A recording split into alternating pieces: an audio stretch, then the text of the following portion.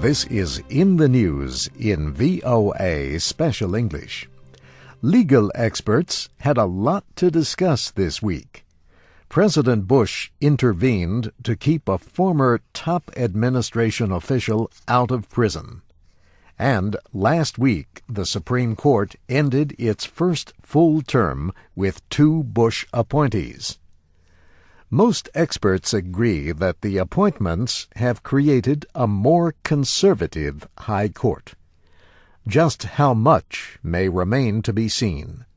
But some already think the changes may be remembered as the president's biggest success for the conservative movement. John Roberts arrived on the court as Chief Justice after William Rehnquist died in 2005. Justice Samuel Alito joined the court at the beginning of last year. He replaced Sandra Day O'Connor, who retired.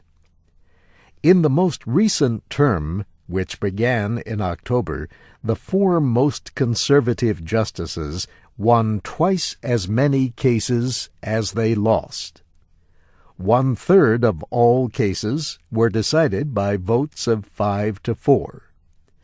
Commentators noted it was the highest share in 10 years, though not all split liberal and conservative.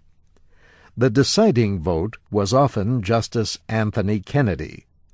He was in the majority in every 5-4 decision. Over the years, he has voted with conservatives as well as liberals on the court.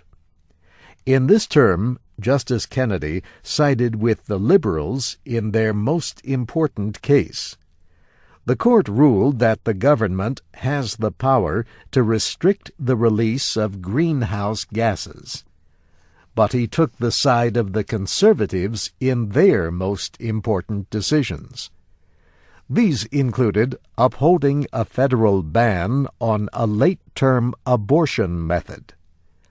Another decision limited the free speech rights of public school students.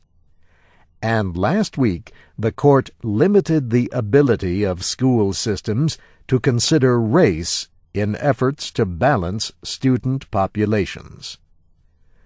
On the last day of the term, the Supreme Court agreed to hear appeals by detainees at Guantanamo Bay, Cuba.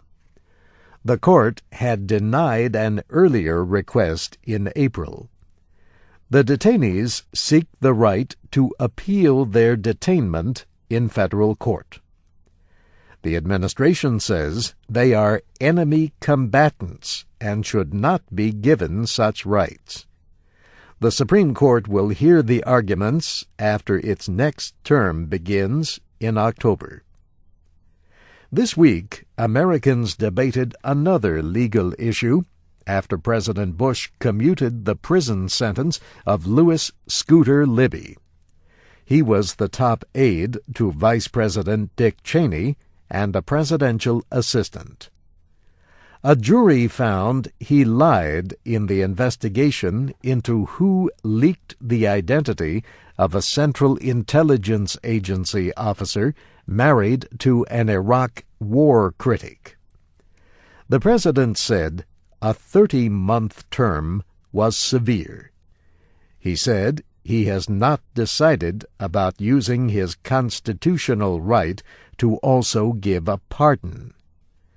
Monday's action came hours after a court refused to delay the prison sentence while Louis Libby appealed his conviction. He has already paid a fine of $250,000 as part of his sentence. The judge also ordered probation. Now the judge asks how someone could serve 2 years of supervised release without first going to prison. And that's In the News in VOA Special English, written by Brianna Blake. I'm Steve Ember.